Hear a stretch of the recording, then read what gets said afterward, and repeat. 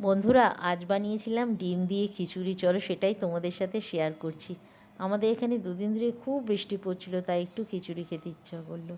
প্রথমে আলুগুলো তেলের মধ্যে ভেজে নিয়ে ওই তেলের মধ্যে জিরে তেজপাতা ফোড়ন দিয়ে মশলাকে ছেড়ে দিলাম।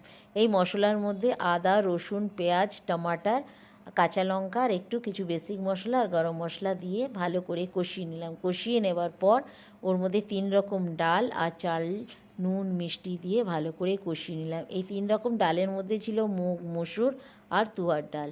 তারপরে ভাজা আলুটা দিয়ে আরও কিছুক্ষণ কষিয়ে নিলাম। কষিয়ে নেওয়ার পর আমি এটা কুকারে একটা সিটি মেরে নিয়েছিলাম, একটু তাড়াতাড়ি হবে করে, তাই কুকারে সিটি দিয়ে দিলাম।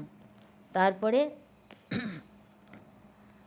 4-5টা ডিম ফেটিয়ে ভালো করে ওই খিচুড়িটার মধ্যে মিলিয়ে দিলাম। তারপরে একটা প্যানের মধ্যে ঘি দিয়ে ওর মধ্যে জিরে আর হলুদ লঙ্কার গুঁড়ো ফোড়ন দিয়ে ওইটার মধ্যে ভালো করে মিশিয়ে নিলাম। মিশিয়ে নেওয়ার পর গরম গরম পাঁপড় ভাজার আচার দিয়ে খিচুড়িটা সার্ভ করলাম।